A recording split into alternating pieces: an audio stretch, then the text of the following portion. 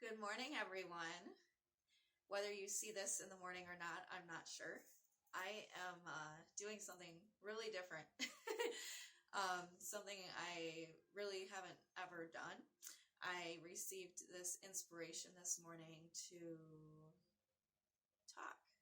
It is currently 5 o'clock in the morning, and it's so funny because early morning is almost every day. Not every single day because there is a need to take a break, but almost every morning for a solid 2.5 years now, if not longer, I take time and I sit with myself. Um, this has generally included some sort of pulling of tarot cards or oracle cards. It's included meditation and visualization and also journaling. And when I first started doing this, I actually was practicing um, to become a tarot reader. And so what I would do is I would take my tarot cards, I'd set up my phone, and I would videotape myself reading these cards as though I was reading for someone else. And it was such a cool process because not only was I able to feel comfortable in sharing my insights and wisdom without an actual body across from me with their own, uh, internal struggles, you could say. So it made me comfortable in that sense, and also the more that I did it, the more that I realized that, even though my intentions were to read for myself, the more that I listened to myself talking to myself, it just really opened my eyes. And so I got away from doing that. I did start reading for other people, and it's just been a beautiful, beautiful journey. This spiritual journey that I have been on, I truly believe has been a lifelong journey. It has changed and shifted in the way that I approach it, and it has evolved into, I don't even know where it's going at this point, but anyways, I felt really called to share a message on this particular day, or to share my story or my insights on this particular day. So it is May 4th, 2024. And there is the adage that will go around. There will be the memes that go around on social media that will make a play on words and say, "May the 4th be with you," which is based on the statement in the Star Wars series, "May the Force be with you." And yes, may the Force be with you. And so it came to me a couple days to talk on this particular day. I didn't really know exactly how that was going to go or what that was going to look like. I thought maybe I would do readings, and I may still pop on this evening and do that too. We'll see. But in any case, I just felt super, super called to sit and share my insights and my wisdom and everything that I have gathered thus far on my spiritual journey.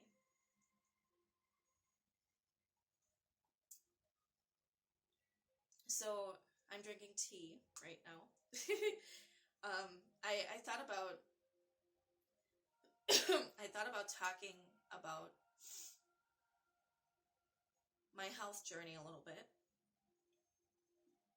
And I think I'm going to do that because it feels really pertinent, and it's so interesting because I've learned very recently that I started taking control of my personal health several years ago now. And so I'm not really scared of any ailment, disease, any of that, because I've learned through some major trials and errors in terms of my body that everything, and this is true for everything in life, but specifically with the body, every injury, every sickness, every single thing I encountered on my body and health journey was a part of my personal development and spiritual journey. And so, it started when I was pregnant and becoming a mother. This is when I really started learning about the power of my mind in regards to my body. And I had to relearn this lesson over and over again. And it continues to come and go. But I've really gotten really solid in my belief in myself. And so I'm not going to talk about any controversial topics here too much, but I'm going to hit on a couple of my personal moral truths. We'll say that. So first and foremost, we are all the creators of our own realities. That is my true belief and knowledge at this point in time. And it has been my true belief and knowledge for quite some time that we are all the creators of our own realities. And so when we talk about the Star Wars adage, may the Force be with you, this is an invitation to recognize that internal power that exists within you. And so we are all going through some sort of challenges in our lives at varying levels each and every day. And I feel particularly called to talk about health challenges because I feel like many people struggle with health challenges, and I wanted to talk about my particular health challenges. So anyways, back to the story. So it started for me when I was becoming a mother and I was pregnant with my first son, Gunther. And I at this point was in full trust and belief of the medical system and my doctors, and did not think that I knew anything in regards to my body. And so I was pregnant, and it got to be very close to my due date, and I began to be told that induction would be good to help baby get out. And I hadn't really done any research. I was not educated about the human body or being a mother in general. I didn't know anything, and so I trusted completely and wholly that everything that my doctors told me was exactly what I needed to do. And so in that sense, I did not claim my internal power, my internal knowing at any level during this time. And so I ended up getting an induction when Gunther had passed his due date.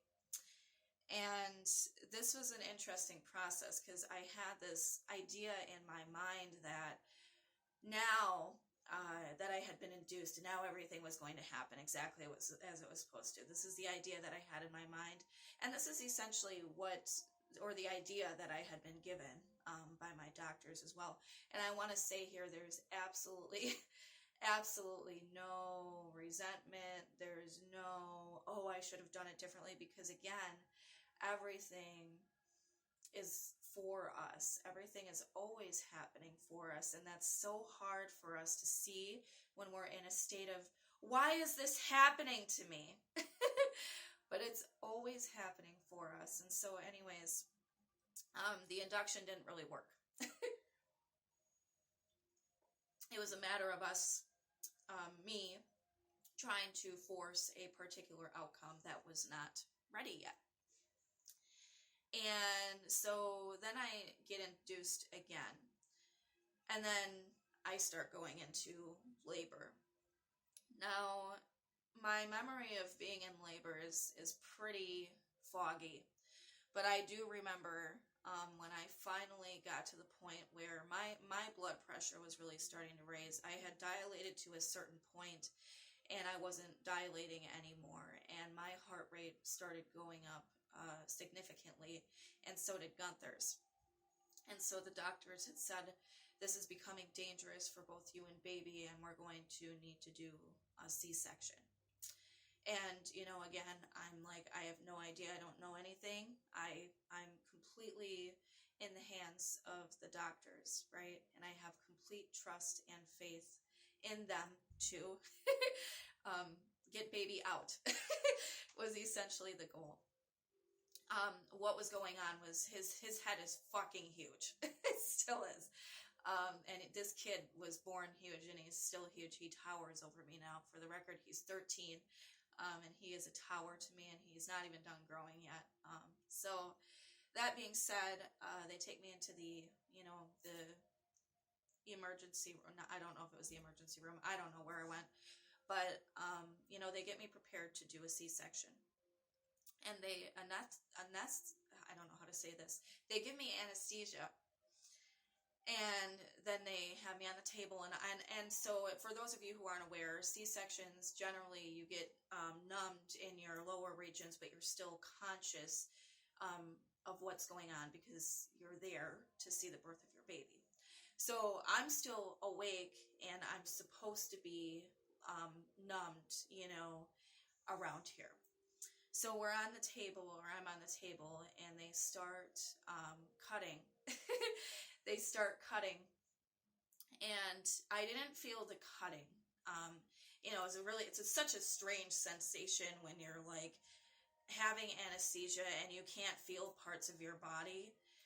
So you can sense it, but it wasn't like I felt pain or anything like that. That's not what was going on when they cut me open. However, when they went to start trying to pull him out, oh my God, it was the most scary and intense. Like, it felt like they were tearing my insides out, and I started freaking out on the table, and they're like, just calm down, you shouldn't be able to feel this. And I'm like, I can feel you pulling my, it wasn't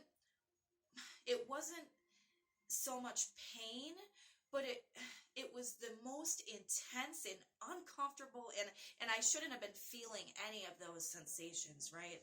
This was the thing. And they said to me several times, you're fine, just relax. And I could not relax because I literally felt like my entire insides were being pulled out of me. And so eventually, I couldn't calm down, and our heart rates are continuing to go up because now I'm in this super excited fight or flight state, right? And so they're finally like, okay, we're gonna have to put you completely out. So they did. So I was not awake when Gunther was born, and I don't remember. It took me a while to come out of that, obviously, because they put me down pretty heavy because I had been so unruly, I guess. Not unruly, but validly so. If we feel like our insides are being torn out, that's a little bit upsetting. So anyways, I was put out, and so I was not the first person to meet my baby. Dad, Dustin was the first one to meet Gunther, and everybody else who was with me, an old friend and my mom were there when Gunther was born, and they all got to see him and meet him before I did.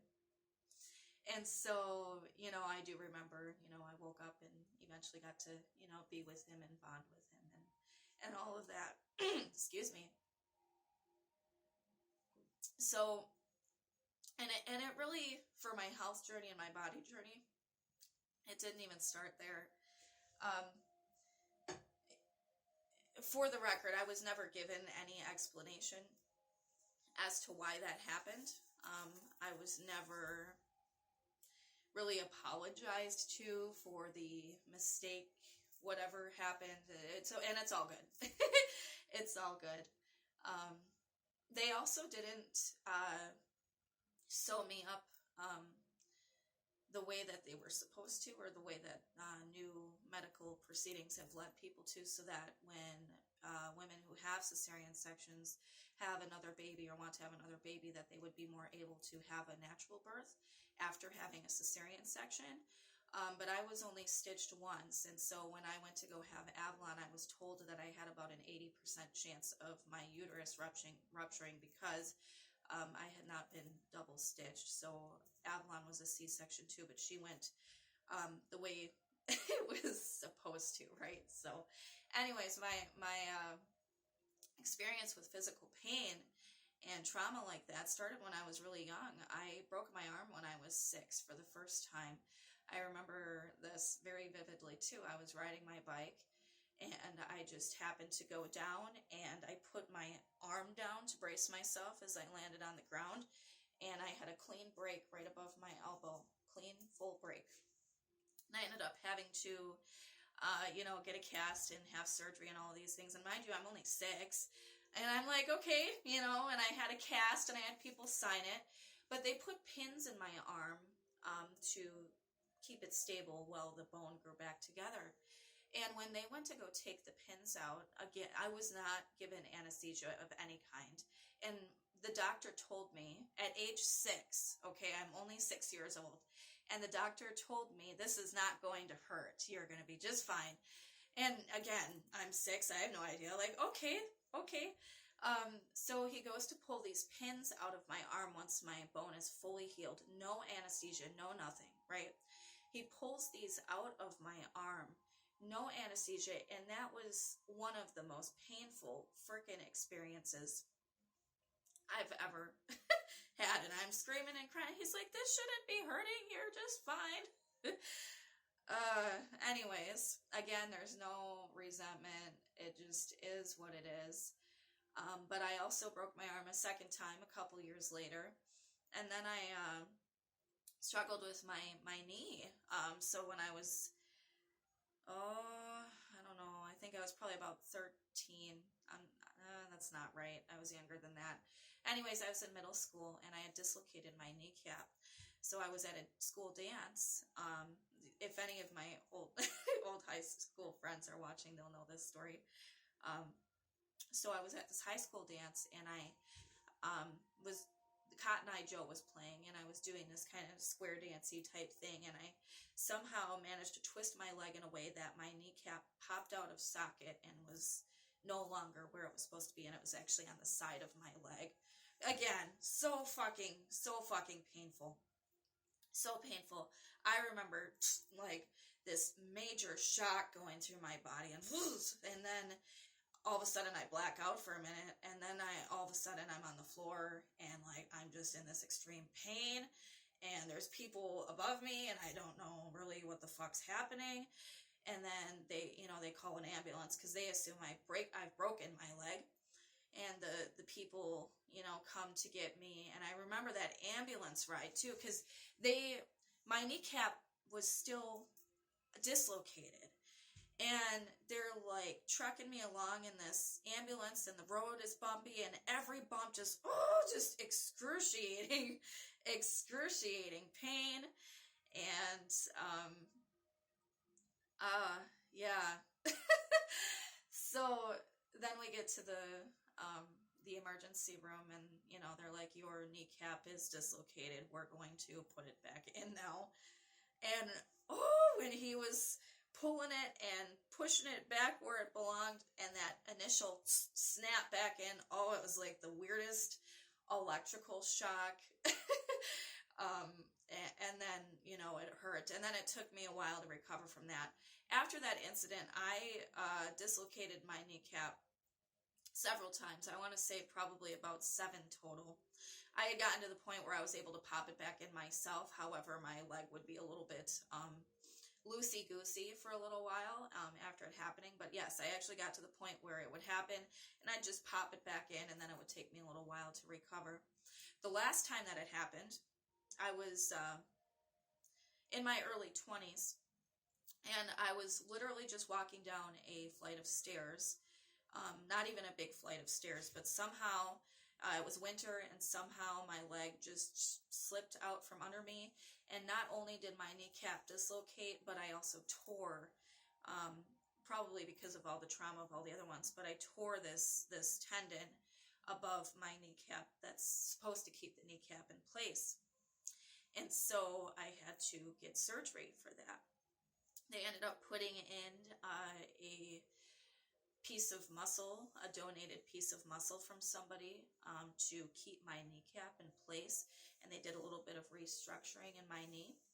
And I remember after that surgery too, early 20s, it was so painful, and the weirdest sensation when because this tendon was from somebody else, I could feel it for the longest time. I could feel it, and it was the weirdest feeling somebody else's body part in me. And it took me, excuse me, it took me a solid couple years to feel like this was my leg again. I felt like I was never going to be able to walk right, all of these things. So all of these things happened when I was really young, leading me now into the past 10 years.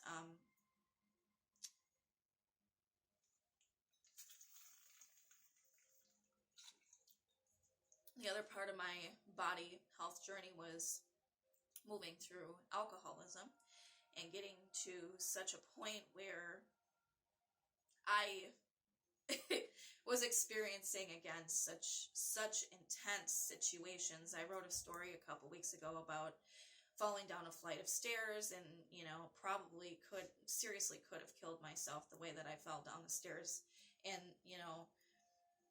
kinking my neck and my back in such a weird way. And anyways, all of these things have led me to a place where I've had this internal knowing for a long time that I have this ability to bring myself to healing, because I had questions about how the medical system handled my situations. And so I started really attempting and working on taking ownership of my health journey several years ago already. It's been a continual unfolding and evolving process, but I can say at this point in my life that I am so not afraid anymore. And the reason why is because I've continued to have these really profound and intense experiences with my body. I'm also really a body feeler, and having such strong emotions about everything in life has me feeling emotions so deeply all the time. And so heartbreak and the intensity of that, and feeling grief and loss and those things, because I've also experienced an awful lot of that in my life. Some of it brought on by myself, and some of it, from loss of loved ones, to death and things like that. So it's just, it's so interesting how I feel so at peace with my body at this point. But I wanted to talk about the last couple years, because it's been just as significant in really gaining this personal power and this awareness that I am able to take full control of my mind, body, and spirit.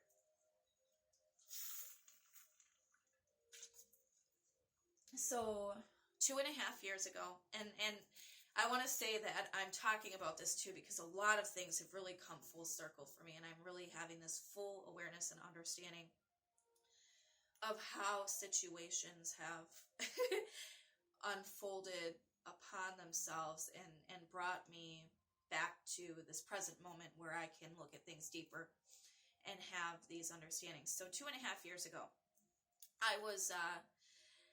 I had been a couple years into being a business owner, and I had a business partner. He and I were not a great match. We were really, really having a lot of issues, just a lot of toxicity, a lot of arguments, a lot of dishonesty, a lot of bullshit, really. And it was all me. I allowed it for such a long time. And and it's okay. Because again, it was part of my journey. Anyways, we had built this antiques and collectibles business in Dalton, Wisconsin. And I really thought I was on my way. You know, I had gotten sober at this point, and I really was like feeling like I am on my way. I am getting there. I'm doing the thing. But at the same time, there was this constant chaos and constant chitter chatter and just junk that was flying around. And because of the dishonesty that had been occurring, really me not being honest about the fact that there was dishonesty going on and not addressing it like I could have, but I didn't take my personal power to do so. I let things become very messy. And so things really came to a head and blew up. And we were essentially forced out of town because it had just gotten so, there was all this hearsay about me, about my partner. Not all of it was true. There were a lot of stories that were made up that were not true, and there was a lot of things being said about both of us. And I came to a point where it was like, okay, we need to get the fuck out of here. So we pulled everything out, and that's part of what brought me here to where I am today. But also, it came to a point where I realized that, he and I were not a fit anymore in any regard in each other's lives, because it had just become so messy. And I remember, the day that I had the conversation and said, this is enough has been enough. And there had been a lot of psychological warfare going on, and so I was very high strung, not just because of the situation in the relationship with him, but because of the situation in town and how I felt like my whole life, literally my whole life, this life that I had built, that I was trying to make happen, had just been ripped to shreds. And again, I did it to myself because I wasn't claiming my personal power. And so I ended up becoming very ill around the time that we really started trucking out. And I became very ill until I had the conversation with him that it was time to split ways. I was so ill that I was unable to function. I was unable to get out of bed. I became very depressed, very anxious, very everything. And I just felt, for a few months, I was in this space of like, why is this happening to me? How could this be happening to me? There was so much anger. There was so much everything. And it was so interesting because this was a situation where, while my body was reacting to it in a way that forced me to really be with myself,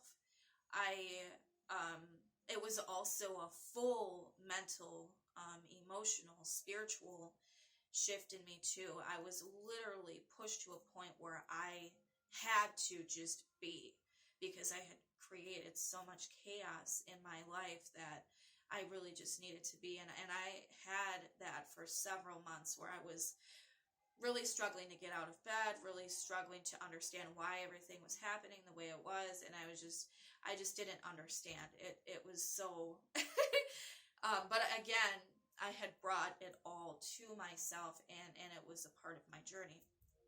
So I started finally coming out of it. I started finally having this more open perception, and this is about 2 years ago now.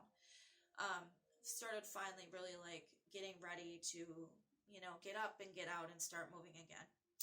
And I ended up having a tick bite. I had a shower one day, and I happened to notice, I don't usually like look at my back in the mirror, but I happened to notice as I was drying off that there was this bullseye on my shoulder. And I was like, that's interesting. And I had texted some friends about it, and they're like, you should go to the doctor. And at this point, because of everything that I've experienced, being sick and being told nothing's wrong with me several times now, over the past several years, I've really learned to take ownership of my health and body. And so I'm very resistant to going to the doctor unless I feel like it's all very, very ultimately necessary. Anybody who knows me knows this about me. I am very, I have a lot of belief in myself to heal my body. There are certain things like broken bones and, things like this. There are certain things that I absolutely, believe in the medical system and doctors and nurses and all of these things to do their jobs efficiently. I just know that taking personal power is important, and I've also managed to heal myself from several sicknesses and situations over the past few years because I've taken that personal power. So when I was sick, I didn't ever go to the doctor, and it wasn't because, it wasn't because I was so sick or depressed that I couldn't get there. It was because I was choosing not to, because I knew that I needed to go through this experience. So anyways, I get this tick bite, and I'm told by my friends, you really should go to the doctor, and I'm immediately like, no. But I did, because I started, reading about what can happen with tick bites and Lyme's disease, and I was like, this is one of those situations where absolutely I need to go to the doctor. So again, I had just started feeling ready to get out, and so I go to the doctor, and I'm a little bit freaked out, but I'm okay, and they end up giving me amoxicillin, and they were going to do a test for me on Lyme's, and at this point I had started losing feeling in my feet. They were totally numb. I could walk, but I really couldn't feel the feeling in my feet. They're like, take the antibiotics for however many days. If it continues, come see us again. You might have Lyme's, whatever. And I was like, okay. So I took the antibiotics, and I was like, I am going to get myself out of this. I was very determined, and so I took the antibiotics for however long I was supposed to take them, and I really started doing some research on Lyme's disease and natural healing remedies for Lyme's disease. And I found this account, and I haven't been able to find it since, but it was about a guy who had been diagnosed with Lyme's disease, and he had it for several years, and he was able to heal himself fully by using herbal remedies, and he had listed the herbs that he started using in his diet. And so I found a tea that had a lot of these herbs in it, and I decided to start drinking this tea each and every day to start healing my body. And I also internally set the intentions to heal my body, that I was going to get better, that this was not going to be a life sentence for me. Whether or not I actually had Lyme's disease, I'll never know, because I never went back. However, it didn't get better right away, so the tingling and the numbness went all the way up into my hips. I was walking around for a good month and a half, like, without really feeling my toes, my feet, my legs, and it was scary. It was scary, but it was also empowering, because I really truly believed in my ability to move through this, because of all the things that I've been through with my physical body up until that point. It's like I just knew that this was going to work. I took the antibiotics like I was supposed to kill, the bacteria that gets into the bloodstream that causes these things. And then I started taking this tea, and I drank this tea every single day for several months until I had full feeling back in my legs and in my feet. But it took a couple months. So this was at a time when I was so ready to face the world, and I could have totally let this send me way backwards. But I didn't. And so since that experience, I've been so feeling like I have this innate wisdom and ability to know what my body wants and needs, and it's an ever-evolving process. But the human body is this vessel. It is just a vehicle for our soul. And this is true for everything in life, is we really ought to be listening to our bodies, because it is our indicator. It is our powerhouse, in the sense that it is here to alert us when we're in danger. It's here to nourish us and feed us on a certain level. And so I've really, really, really learned to listen to my body when I'm in places and situations where I feel uncomfortable. I'm always listening to that. When I'm feeling like maybe I ate something that wasn't so great for me, like, I'm always listening to all the subtle vibrations and signals in my body each and every day. And one of the ways that I do this is by sitting with myself each and every morning, and also just being super present in my body each and every day. And so when we talk about having the force within us, it is feeling. It is so much about feeling. We can't think our way so much always through situations. Sometimes, and I believe most times, for me at least, it is more about feeling our way through the situation.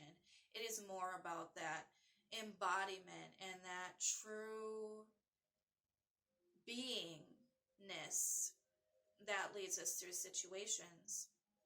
And so the last particular couple weeks, couple months has been so interesting, because I've been challenged more and more again to really listen to my body and what my body is telling me.